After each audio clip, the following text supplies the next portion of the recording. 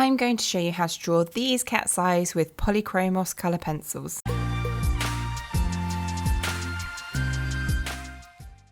Hello, my name's Gemma and I'm here to help you improve your drawing skills. If you're new here, please hit the subscribe button so you never miss any art tips or tutorials. I'm going to show you today how to draw these cat's eyes with Polychromos Colour Pencils, and then next week I'll show you how to complete the piece with the nose and mouth. I'm starting out by just speeding through the sketch process. I actually spent quite a long time on this. It's so important to make sure that you get all of your proportions in correctly. I would say it is one of the most important parts of the whole drawing process. If your proportions are wrong, the whole thing will look wrong, no matter how good your shading is. So take your time, go lightly with the pencil, and you can always erase it if you want to change anything. And once I'm happy with that, we can start adding some colour. Now the first thing I'm going to do is make sure I get all of my bright whites down marked on the paper. I'm taking my white Polychromos pencil and filling in the particularly bright areas on the eye where it is bright white. The thing to bear in mind with Polychromos pencils is that lights don't cover up darks. So you have to start from your lights and work your way towards dark. So once I'm happy I've got all those marked on, I can start adding down my base layer. So for my base layer, I've chosen to use the ivory colour. What I'm aiming for here is a nice solid base that I can use to layer and build my other colours off of. I want it to be quite a consistent colour, I don't want lots of texture on it, so I'm using the side of the pencil and working in circular motions as I put this on. So before I go any further, let's just take a minute to look at the reference photo and talk about what I can see, and then what I do later in the video will make loads more sense. So firstly, you can see light patches which aren't completely white, they are more of a creamy kind of colour poking throughout the eye. I can also see a number of different yellows as well as some kind of earthy pink colours that you can see here. Particularly at the top around the edge and by the pupil, you can see this kind of orangey tone. And it's worth mentioning that I can see some green sections, particularly around the bottom. Take a look at the areas of bright shine on the eye and you can see that they're not white, they're blue. So we'll have to make sure we add some blue in. And then there's all these little lines around the edge which are made up of kind of greeny brown colours as well. So as I'm adding colours, I need to make sure I include all of these colours because it is the key to realism. So as we go through this, I'm going to talk about the techniques I'm using and my thought process, and I'll pop on the screen the specific colours I'm using. So now I'm happy with my base, I'm going to move on to adding a slightly stronger yellow tone.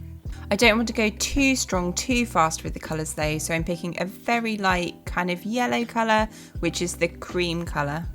I'm adding this colour on top of anywhere that isn't extremely light in the reference photo, which is most of the eye. As I'm doing this, you can see I'm working in little strokes heading towards the centre of the eye.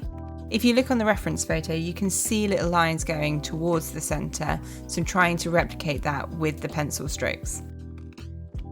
Once I'm happy with the left eye, I will move on and do exactly the same thing with the right. When I'm drawing eyes, I like to draw both of them at the same time. I find it ends up with a more consistent picture. Although it does feel like it takes longer for it to look good, but it is so worth it. So I'm still working from my lightest colours to my darkest colours, and at this point I'm going to start adding in some of that pink colour that I was talking about earlier. Now in the same way as when I added the cream, I'm working in little lines coming out from the centre. I'm going to start adding in those orangey tones that I could see around the edge of the eye and around the edge of the pupil. You can start to see at this point how the colours are all building up together, but it's still not looking really like an eye yet, but that's okay.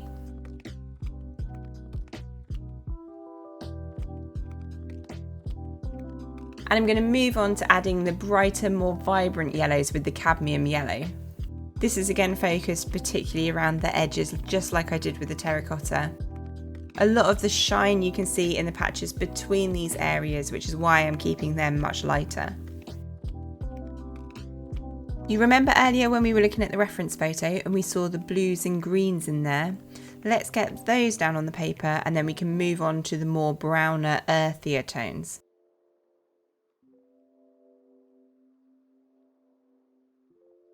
So I'm starting off around the edge of the eye here where the eye is much darker, as well as adding in a lot of the little flecks that you can see in the eye. Particularly as I'm adding those flecks, I'm making sure that my pencil is nice and sharp. I want those lines to be very defined, so a sharp pencil is key.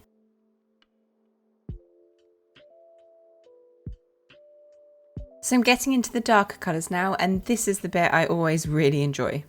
It's where it suddenly starts looking a bit more like a finished eye. Focusing with these darker bits on both blending out towards the edges as well as getting that detail in, particularly along that bottom line. So now I've added in those darker colours, particularly adding the edge and the pupil. It's a bit easier to see where the eyes are lacking in other colours. So now I'm going to go back through and increase some of the colours I have already used. I'm not focusing so much on adding texture now. I'm not focusing on getting those lines going towards the centre. I'm more looking at adding a glaze and just increasing the vibrancy of the colour.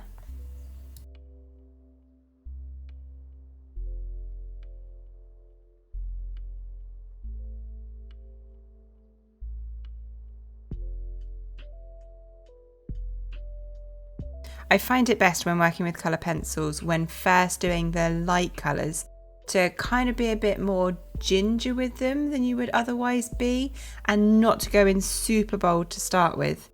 Once you've done the darks, it's easier then to go back and increase the vibrancy of the lighter colours, and you'll have more control and be able to see clearer where they're needed.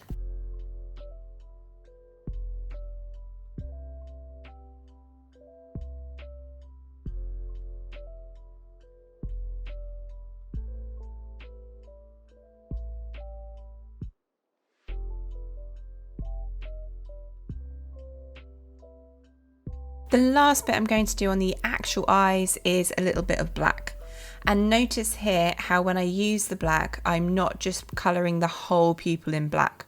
I'm mostly focusing on the top and the bottom because they are the darkest bits that I can see in my reference photo. The middle bit is actually more of a dark grey, not absolute black. Now I'm generally happy with the actual eyes. We can move on to around the eyes and then onto the fur. And that was by far the most complicated bit, so it's all plain sailing from here. I'm going to start off this section by putting down the lightest colours I can see around the eyes. They're mostly dark, but there are some areas of shine on there. And towards the bottom it's more of a blue, and towards the top it's more of a grey. I'm wanting these areas to be nice and smooth. I'm not wanting any texture on there. So exactly the same as when I put down my base at the very beginning, I'm working in circular motions with the side of the pencil. And now it's a case of building up the darker colours around the eyes. You don't want to just use black for an area like this. As with most things, it is made up of a combination of colours, which means that when you look at it, you assume it's black. So look at what's actually there and replicate that.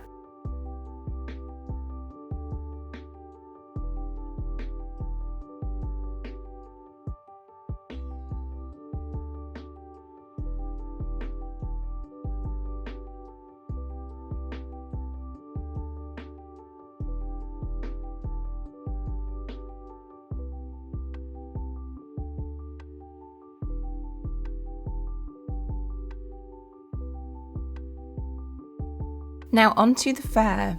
So same as before, the first thing I'm going to do is lay down a base layer.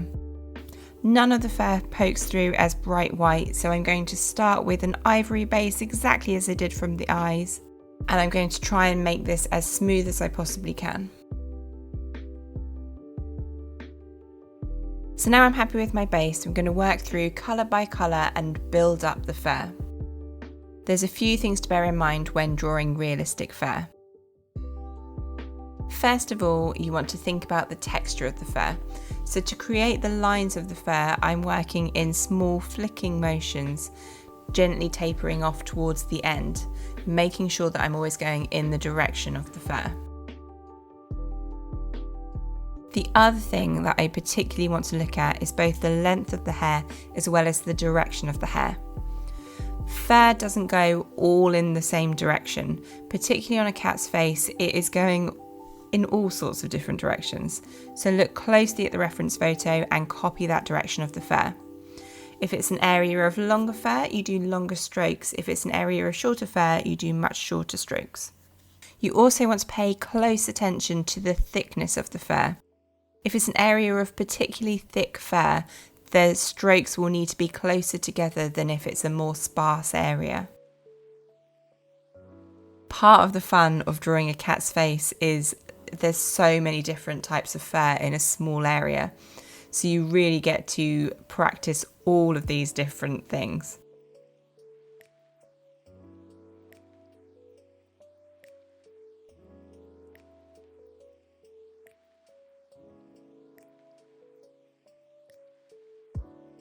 I'm working in exactly the same way as I did for the eyes, working from the lightest colour up to the darkest.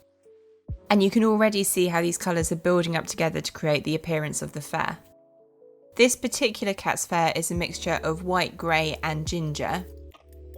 The white areas, it's worth paying attention that they're not actually white. Although they appear white, they're actually made up of a series of shadows that create that furry white look. To render this part, I'm using a variety of greys.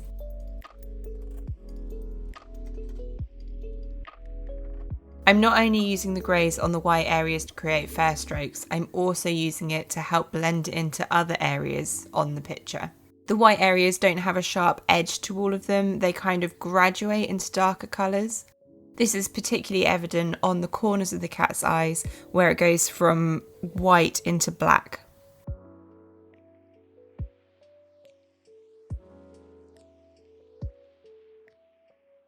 As I add some of the darker greys, you can really start to see some of the definition coming through. It's still looking quite kind of scratchy at the moment, but I'm not worried about that. It will all blend out towards the end.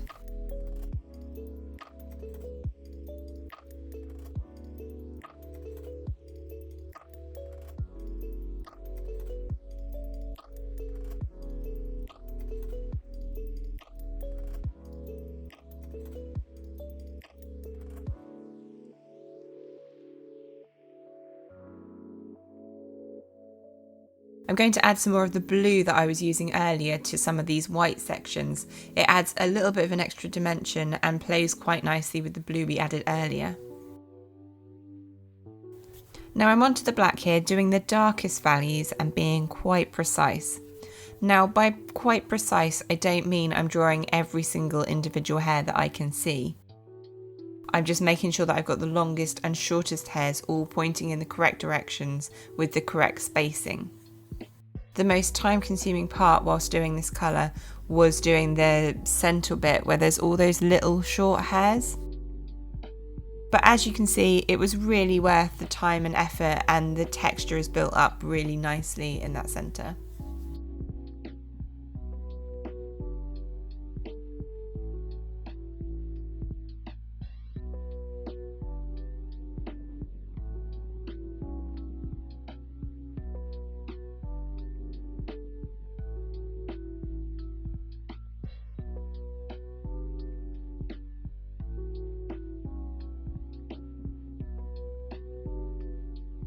So the same as I did when I was drawing the eyes, now I've got the darkest colours in, I can start to see where it's lacking in colour.